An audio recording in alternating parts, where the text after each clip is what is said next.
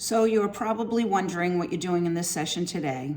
It is because you are the first group of prospective dentists and physicians who are sitting in the same room, hearing the same information about a very important condition that you are going to encounter in your professional practice. There are 35 million Americans who are suffering from temporal mandibular disorders, what is commonly known as TMJ. I congratulate the Medical College of Wisconsin and Marquette University Dental School for coming together to create this important session. I'm Michelle Reardon, a registered nurse, mother, caregiver, and advocate for my 28-year-old daughter, Alexandra. For over 10 years, I've been a patient advocate and support contact with the TMJ Association, and I am currently a member of the Board of Directors. Today, I'd like to tell you about the following. First, our family's difficult journey with TMJ. Then share recent research findings. Then share the latest comprehensive report on the state of TMJ research, education, and treatments. And lastly, offer ideas about how TMJ care could be improved. These ideas are not just my recommendation, but those of the TMJ patient community as well. My daughter Alexandra has suffered with TMJ pain, migraines, neck pain, and back pain since she was 14 years old. It began as minor discomfort, but gradually escalated. During her teenage years, we first consulted with her primary care physician, who made several referrals to a neurologist who suggested that her chronic headaches were probably hormonal as she was entering puberty, a dentist who thought she ground her teeth at night and subsequently fit her with multiple orthotics for her to sleep with, and an oral surgeon who said she needed to have her wisdom teeth extracted. Ultimately, none of these interventions helped to alleviate her discomfort. In fact, her pain increased following her wisdom tooth extractions. Around Alexandra's 21st birthday, she lost significant jaw function. Her facial muscles tightened, her mouth opening began to rapidly shrink, and her ability to chew diminished. Her pain was off the charts. Ultimately, she began losing weight and became nutritionally compromised. In an attempt to manage her pain and get at the root cause of this agony, which was now part of her everyday existence, Alexandra took a leave of absence from college. Her life was abruptly placed on hold. Through the years, we sought out over 33 of the best dentists, physicians, and oral surgeons in the Boston area, and even traveled across the country in search of answers. Alexandra had a multitude of diagnostic tests. On the advice of oral and maxillofacial surgeons, she had arthrocentesis, steroid injections, Botox injections, and arthroscopy. She was diagnosed with TMJ, bilaterally displaced discs, inflammation, and severe bone degeneration. She was in unbearable pain 6 months post-arthroscopy, so the oral surgeon ordered a cone beam CAT scan. We received the devastating news that her bilateral condyles were largely destroyed. Alexandra was now considered a candidate for bilateral total joint replacement at 21 years of age. Frustrated by treatment recommendations that worsened Alexandra's condition rather than improve it, I took matters into my own hands and had even more diagnostic tests performed, and finally we had answers. These tests revealed that she had Lyme disease, Bartonellosis, and a malaria-like infection called babesiosis. But more interesting were the conditions that she was gradually diagnosed with over the next year and a half.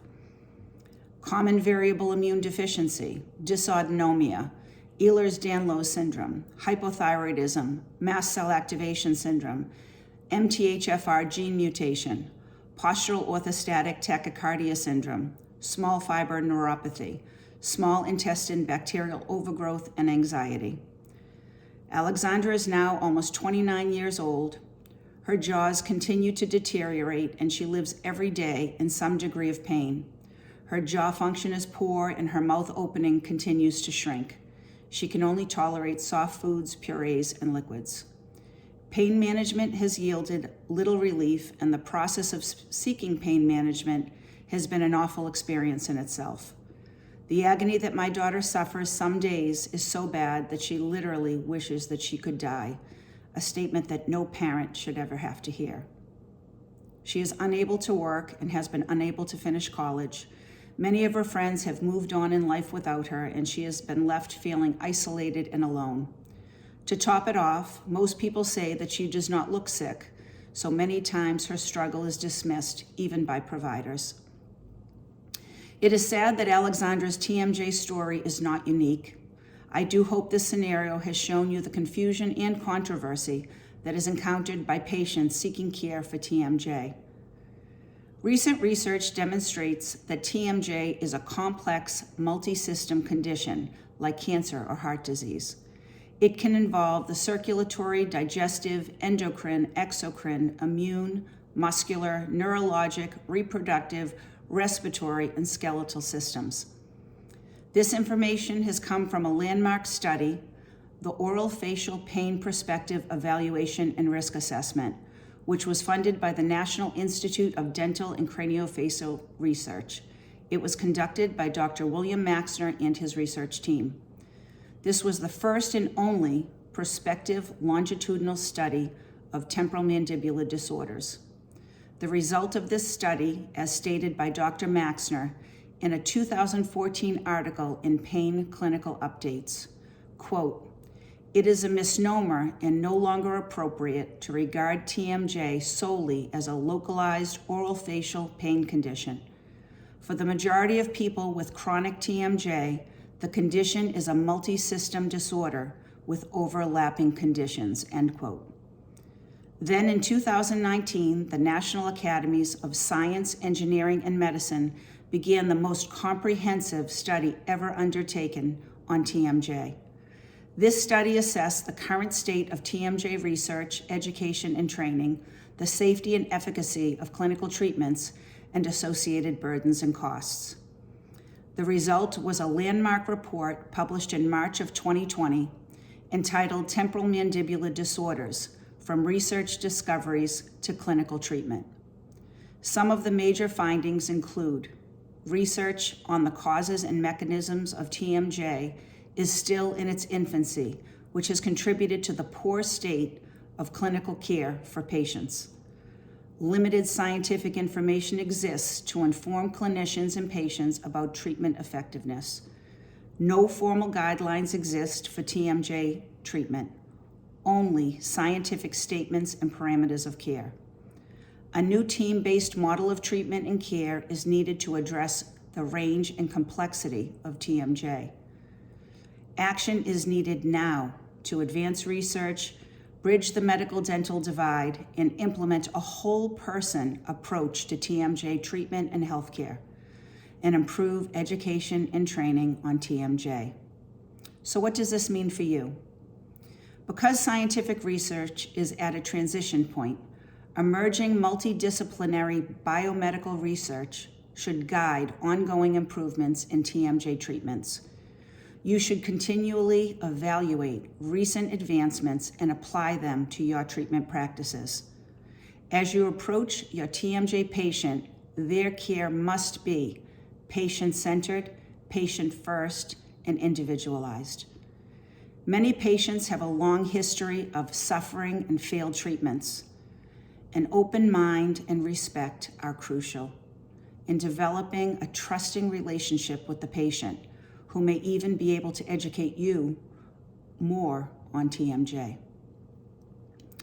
Depending on the patient, their symptoms and comorbid conditions, a team might include specialists in primary care, cardiology, dental care, oral surgery, endocrinology, functional medicine, gastroenterology, genetics, immunology, infectious disease, naturopathic, neurology, nutrition, otolaryngology, pain management, physical medicine and rehabilitation, psychiatry, rheumatology and connective tissue, speech therapy, and emergency room care. By taking this team approach, you will save the patient from countless individual appointments and reduce the healthcare costs by providing evidence-based care in a more efficient, comprehensive, and effective manner. In addition, we will stop the iatrogenic harm and break down the silos between dentistry and medicine that are dangerous for patients.